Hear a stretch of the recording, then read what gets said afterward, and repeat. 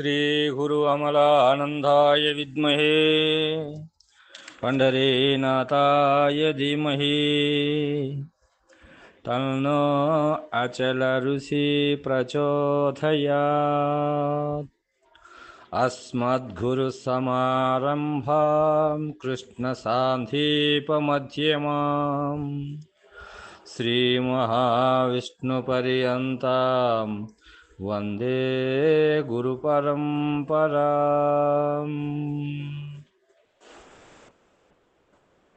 అచల సాంప్రదాయ పరంపరా గురువులందరికీ వందనములు. శ్రీమద్ భాగవత శ్రీకృష్ణ సద్గురు పరబ్రహ్మణే నమః. ప్రబోధ సుఢామణి అను శక్తిద్వయ నిరాసకంబైన శుద్ధ నిర్గుణ తత్వ కందార్థ ధర్వులలో 241వ కందార్థమును మనము గురుమూర్తి కరుణచే మననము చేసుకుంటున్నాము. ఏమంటున్నాడు ఈ కందార్థములోనంటే, నీ మానసమున సంశయమే మాత్రము నిలుపబోకుమిక నా తోడే, నా మాట నిశ్చయమునే నే మాత్రము దాచలేదు నీ తోడు సుమ్మి, ఇంతకు మిక్కి ఇక లేదులెమ్మి, నా మీద తలపుంచు నన్ను మరువకు ఇక నేను, నా మీద తలపుంచు నన్ను మరువకిక నేను, నీ మీద దయావంతో నిజమిందుకిదే ఒట్టు నీ తోడు సుమ్మి, ఇంతకు మిక్కి ఇక లేదులెమ్మి అని చెప్పి ఇక్కడ శిష్యులకు గురుమూర్తి అభయప్రదానం చేస్తున్నాడు. అంటే ఒట్టు పెట్టుకున్నాడు, మొదలే చెప్పినాడు కదా అక్కడ, ఈ త్రోవకు ఎదురు లేదు అనేటట్టు నిదిగో నే చేసేదా అని చెప్పి అక్కడ అభయప్రదానం చేస్తున్నాడు కదా. మరి ఇక్కడ అదే మాటని మళ్ళీ ఇక్కడ ఒట్టు పూర్వకముగా మరి ఒట్టు పెట్టుకొని నేను నీకు దాచకుండా ఈ ప్రబోధనంతా కూడా ధారపోసినానని చెబుతున్నాడు ఈ కందార్థములో. ఈ కందార్థము గురువాజ్ఞ ప్రవర్తనము అనే శీర్షికలో ఇది 5వ కందార్థము. కాబట్టి ఏమంటున్నాడు ఇక్కడ ఒట్టు పెట్టుకుంటున్నాడు. ఎందుకంటే కొంతమంది గురువులు బోధ రహస్యాలను దాచిపెట్టుకుంటారు. కొంతమంది ఏం చేస్తారంటే మంత్రతంత్ర శాస్త్రములలోని ఒక రహస్యాలను దాచిపెట్టుకుంటారు. కాబట్టి ఐహికమైనటువంటి ఈ యొక్క విద్యలలో ఈ యొక్క మరి నేర్పించేటప్పుడు కొన్ని దాచిపెట్టుకుంటారు. ఎందుకంటే శిష్యులు దుష్టబుద్ధి కలిగి అవసరమైతే గురువును కూడా మట్టు పెట్టే ప్రయత్నములు చేస్తూ ఉంటారు. కాబట్టి ఆ రహస్యాలు కొన్ని వారు దాచిపెట్టుకుంటారు అని మనకు గురువుగారు చెప్పడం జరిగింది. కాబట్టి ఇక్కడ ఈ గురువుగారు మరి ఈ రహస్యముల్లో ఉన్నటువంటి మరి ఏ రహస్యాలు అయితే ఉన్నాయో అవి మనకు అన్నీ కూడా సంక్షిప్తంగా మనకు కందపద్యములచే దాచకుండా మరి బోధించినాడు కదా. కాబట్టి మరి దాచిపెట్టుకునేటువంటి వాళ్ళు కొంతమంది ఉంటారు కదా. మల్లయోధుడు అనేటువంటి వారు శిష్యుణ్ణి మరి అక్కడ ఓడించటానికి ఆ దుష్టబుద్ధి కలిగినప్పుడు, శిష్యునికి దుష్టబుద్ధి కలిగినప్పుడు అతన్ని దగ్గర ఉన్నటువంటిది ఏదైతే ఉన్నదో ఆ యొక్క మల్లయోధుడు అనేటువంటి ఆ రహస్యాన్ని చెప్పలేదు కాబట్టి అతని మీద గెలవడం జరిగింది. కాబట్టి విక్రమార్కుని కథలో కూడా మరి అసూయ కలిగించి ఆ చిలుకలో ప్రయత్నించినప్పుడు ఆ చిలుకలో దూరినాడు కదా. పరకాయ విద్యతో ఆ చిలుక లోపటికి దూరి మరి అక్కడ మరి వారిని ఓడిస్తాడు, శిష్యుడిని ఓడిస్తాడు అక్కడ. కాబట్టి ఆ విక్రమార్కుడు అనేటువంటి వాడు అక్కడ ఓడిస్తాడు. మరి అతడు ఆ రాజు శరీరములకు దూరి మరి అక్కడ ఆ రాజునే ఓడించి మళ్ళీ రాజు అయిపోతాడు. కాబట్టి ఆ విధముగా కొంతమంది రహస్యాలని దాచుకుంటారు.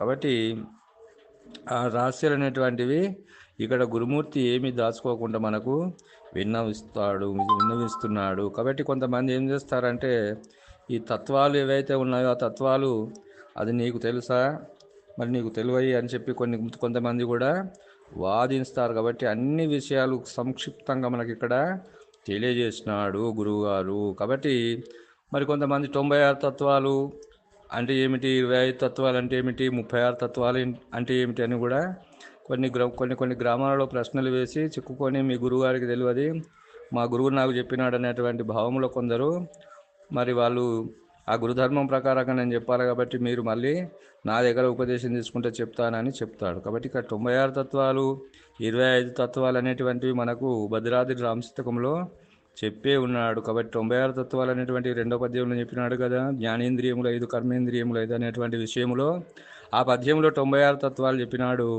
మరి 25 తత్వాలు అంటే ఏంటి, ఆకాశ పంచకం అంతరేంద్రియములు అనే పద్యంలో చెప్పినాడు కదా. మరి 36 తత్వములు అని అంటే ఏమి అంటే ఇక్కడ ఈ యొక్క 24 తత్వాలు ఉన్నాయి కదా, జ్ఞానాన్ని పక్కకు పెడితే మనసుతో ఏమవుతుంది, మనసు బుద్ధి చిత్తము అహంకారము సమాన వ్యాన ఉదాన ప్రాణ అపానములు సూత్రము త్వక్కు సక్షు జుమ గ్రాణము, మరి ఇక్కడ శుద్ధ స్పర్శ రూప రసగంధములు, మరి వాక్కు పానిపాద గూయ గుధములు అనేటువంటివి 24 తత్వాలు. ఆ 24 తత్వాలు తర్వాత 5 పంచభూతములు, తర్వాత 3 శరీరములు 3 అవస్థలు. ఎన్నైనాయి 24 5 29 3 శరీరాలు 31 24 25 శరీరాలు 29, తర్వాత 3 శరీరాలు 32 3 అవస్థలు కాబట్టి 35. మరి జీవుడు అనేటువంటి కావాలని కలుపుకుంటే ఏంటి అంటే ఇవి 36 తత్వములు. కాబట్టి 36 తత్వములు అంటే కూడా మనకు గురుమూర్తి చెప్పినాడు కదా. అయ్యో మళ్ళీ 36 తత్వాలు ఏవి అంటే మళ్ళీ ఇవి ఎక్కడ ఉన్నాయని చెప్పి మళ్ళీ వెతుకలాడము ఇవన్నీ ఉంటాయి. కాబట్టి అన్ని గురుమూర్తి సమగ్రంగా సంక్షిప్తంగా మనకు చెప్పినాడు. కానీ కొంతమంది ఏం చేస్తారంటే ఈ స్థూల శరీరము సూక్ష్మ శరీరము కారణ శరీరము మహాకారణ శరీరము మరి తెలుసు కానీ నీకు కైవల్య శరీరం తెలుసా అని కూడా కొన్ని ప్రశ్నలు వేసి మరి తికమక్క గావిస్తారు. కాబట్టి ఆ కైవల్య శరీరం అనేటువంటిది ఏది ఇక్కడ అంటే అదే ఎన్ని శరీరాలు ఉన్నాయని చెప్పినాడా దీక్షితుల వారు మరి చెప్పలే కదా. దేనికి చెప్పినాడు, ఆ కైవల్య శరీరమే గుర్తెరిగేటువంటి శరీరము. కాబట్టి ఆ గుర్తెరిగే శరీరం అనేటువంటిది ఇది ఏమిటి, ఈ కైవల్య శరీరం అంటే ఈ కైవల్య శరీరమే అది గుర్తెరిగే శరీరము. కాబట్టి ఈ గుర్తెరిగే శరీరము మరి దానికి గురువుగారు ఏమన్నాడు ఇక్కడ అంటే దానికి మూలమే లేదు, మూలము లేని గుర్తెరిగే శరీరము ఏమీ లేదు. అది మూలము లేని గుర్తెరిగే శరీరము ఏమీ లేదు అని ఎప్పుడైతే నీకు అది దృఢమైందో ఆ ఏమీ మూలము లేని ఈ గుర్తెరిగే శరీరము ఏమీ లేదు అన్నప్పుడే స్వతసిద్ధమైనటువంటి పరిపూర్ణం స్వతసిద్ధం. అది కాబట్టి ఉన్నది పరిపూర్ణము లేనిది ఎరకయ్యను సులెస్సగా దృఢమవుదానిక నీవి మంత్రము మానక జపించుచుండు మా నీతిచారి అన్నాడు కదా. మరి ఆ విధముగా ఇన్ని విధములుగా మనకు గురువుగారు మరి ఇక్కడ అది ఉన్నది ఒకటే. కాబట్టి ఉన్నది అద్వైతంలో ఏమని చెప్పినారు, ఉన్నది అధిష్టాన బ్రహ్మం ఒకటే అన్నాడు. కాబట్టి దానికి అతీతమైనటువంటిది పరిపూర్ణ పరభావ్యము అది ఒకటే, అదే ఉంది ఎప్పటికీ. మూలం లేని గుర్తెరిగే శరీరము ఏ అద్వైతంలో చెప్పబడ్డదో పరబ్రహ్మమని బ్రహ్మమునకే ఆ బ్రహ్మమే శాశ్వతమని చెప్పబడింది కదా. అదే మూలం లేని గుర్తెరిగే శరీరం ఏమీ లేదని చెప్పి మనకు దీక్షీయ సిద్ధాంతం తెలియబడుతుంది. కాబట్టి ఈ పరిపూర్ణ పరభావ్యము తప్ప ఇతరమేమీ లేనే లేదు. కాబట్టి మరి ఇంతకన్నా ఇంకా ఏమి బోధ ఉంది అంటే ఇది లేనే లేదు. కాబట్టి అన్ని తత్వముల ద్వారా నీకు మరి సంక్షిప్తంగా చెప్పినాను. కాబట్టి నాయన ఈ విధంగా చెప్పేటువంటి వారలు కొంతమంది ఉంటారు దాచుకొని, కాబట్టి నేను దాచుకోలేదు. కాబట్టి నా తోడు అని ఇక్కడ ఒట్టు వేసుకుంటున్నాడు గురుమూర్తి. కాబట్టి నీ మానసమున సంశయం ఏమాత్రము నిలుపబోకు, ఇక నా తోడే, నా మాట నిశ్చయమే కదా నాయన. కాబట్టి నా తోడు అని ఒట్టు పెట్టుకుంటున్నాడు ఇక్కడ. మరి నీ తోడు అని కూడా నా తోడు నీ తోడు అని ఒట్టు పెట్టుకుంటారు కదా.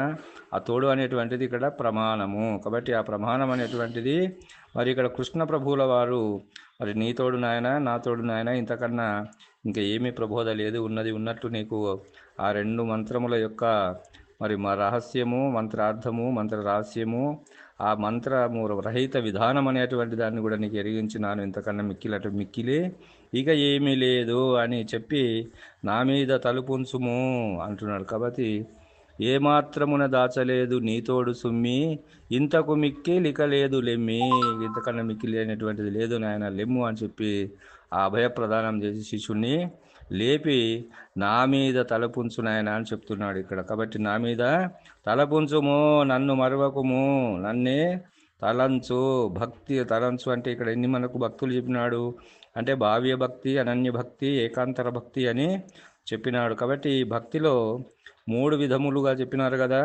ఈ భావ్య భక్తి అనేటువంటి దానిలో మరి ఇక్కడ నా గురువు మా రహస్యాలు చెప్పినాడు, నీ గురువు చెప్పలేదు. కాబట్టి నా గురువు చెప్పింది రహస్యాలు కాబట్టి నా గురువే గొప్ప, మీ గురువు గారు చెప్పలేదనేటువంటి భావంలో కొంతమంది కూడా మాట్లాడతారు. కాబట్టి అదంతా కూడా అది భావ్య భక్తి. కాబట్టి అనన్య భక్తి అంటే గురువు ఒక్కడే, గురువు కన్నా అన్యమైనటువంటిది దైవము లేదనేటువంటి భావములో ఉండడమే అనన్య భక్తి. కాబట్టి ఏకాంతర భక్తి అంటే ఈ భక్తిలో ఎలాంటి మార్పు లేదు. కాబట్టి గురు భక్తి గురు నిష్ఠలో ఉంటాడు. కాబట్టి ఆ గురువు చెప్పినటువంటిది ఏదైతే ఉన్నదో దానికన్నా మిక్కిలి లేనే లేదనేటువంటి భావములో తాను ఉంటాడు. కాబట్టి అది ఏకాంతర భక్తి. కాబట్టి అలాంటి భక్తిలో నీవు ఇప్పుడు ఉండుము అని చెప్పి ఇక్కడ మనకు తెలియజేస్తున్నాడు. కాబట్టి ఆ భావములో ఆ అనన్య భక్తి అంటే గురువు ఒక్కడే అనేటువంటి భావములో ఉండి ఆ గురు నిష్ఠలో ఉండడమే అది ఏకాంతర భక్తి. ఇది తప్ప ఏమీ లేదు, ఇది తప్ప ఏమీ లేదు, ఏమీ లేదు, ఏమీ లేదు, ఇది తప్ప ఉన్నది పరిపూర్ణము తప్ప ఏమీ లేదనేటువంటి మూలం లేని గుర్తెరిగే శరీరము ఏమీ లేనే లేదు అనేటువంటి భావములో ఉండడమే ఆ యొక్క గురు మంత్రములో ఉన్నటువంటి ఆ నిష్ఠలో ఉండడమే అది ఏకాంతర భక్తి. కాబట్టి అలాంటి కలిగిన శిష్యుడు ఆ విధంగా మరి ఇక్కడ గురుభక్తి అనేటువంటి దాన్ని ఆ గురు తత్వానికి మించినటువంటి అన్యమైనటువంటి దైవము లేనే లేదు అనేటువంటి నిష్ఠలో ఉండడమే ఏకాంతర భక్తి. కాబట్టి నా మీద దయ ఉంచు అని చెప్తున్నాడు ఇక్కడ. కాబట్టి ఎందుకు చెప్తున్నాడు ఇక్కడ అంటే ఆ శరీరధారుడని కాదు ఇక్కడ. గురుమూర్తి అంటే ఎవరిక్కడ అంటే గురుమూర్తి శరీరధారుడా అంటే కాదు. కాబట్టి సాక్షాత్తు పరబ్రహ్మ స్వరూపమే అనేటువంటి భావములో ఉండడమే మరి ఏకాంతర భక్తి. కాబట్టి ఆ విధముగా ఏకాంతర భక్తిలో ఉన్నటువంటి ఆ భావములో ఉన్నటువంటి ఆ శిష్యుడు అధిష్టాన చైతన్య స్వరూపమైన నా గురువే అంతటా ఉన్నాడు, అందరిలో ఉన్నాడు. కాబట్టి ఈ అనన్య భక్తిలో ఏమైనటువంటి అనన్య భక్తిని వదిలి మరి ఇక్కడ ఈ భావ్య భక్తిని వదిలి నా గురువే సర్వంతర్యామి, అన్నిటిలో ఉన్నాడు గురువే అధిష్టాన చైతన్యం అనేటువంటి పరబ్రహ్మ స్వరూపమే నాలో ఉంది, అంతటా అందరి లోపట ఉంది అనేటువంటి భావము కలగడమే అనన్య భక్తి. కాబట్టి ఆ భక్తిలో మరి ఆ నిష్ఠలో ఉండడమే ఆ యొక్క గురువు తప్ప ఇతరము ఏమీ లేదనేటువంటి ఆ గురు నిష్ఠలో గురు వాక్యం ఏదైతే ఉన్నదో మూలం లేని గుర్తెరిగే శరీరము ఏమీ లేనే లేదు అనేటువంటి భావములో స్వతసిద్ధమైనటువంటి పరిపూర్ణ పరభయలను దర్శించడమే అది ఆ నిష్ఠ. కాబట్టి అది ఏకాంతర భక్తి. కాబట్టి ఏకాంతర భక్తిలో ఉంటే మరి ఆ గురుశక్తి నీలోనికి ప్రవేశించి నీలో అశాంతిని రానివ్వకుండా నిన్ను కాపాడుతుంది కదా నాయన. కాబట్టి ఎలాంటి ఏకాంతర భక్తిలో నీవు ఉన్నప్పుడు నిన్ను ఆ గురుమూర్తి మరి వేళలా రక్షిస్తూ ఉంటాడు. కాబట్టి నీవు భయపడవద్దు, నేను ఉన్నాను అని చెప్పి ఇక్కడ గురుమూర్తి తెలియజేస్తున్నాడు. ఎందుకంటే ఆ పరబ్రహ్మ స్వరూపుడే ఈ గురుమూర్తి కదా. మరి ఆ పరబ్రహ్మ స్వరూపమే ఈ గురుమూర్తి అన్నప్పుడు ఈ గురుమూర్తిని ఏకాంతర భక్తితో నీవు ఆరాధించినప్పుడు గురుమూర్తి దయ మనకు ఎల్లవేళలా ఉంటుంది. కాబట్టి భయపడకు, నీవు నిజము ఎందుకు హాయిగా జీవించమని చెప్పి మనకు గురుడు అభయ ప్రదానం చేసి జీవిస్తున్నాడు కదా ఇక్కడ.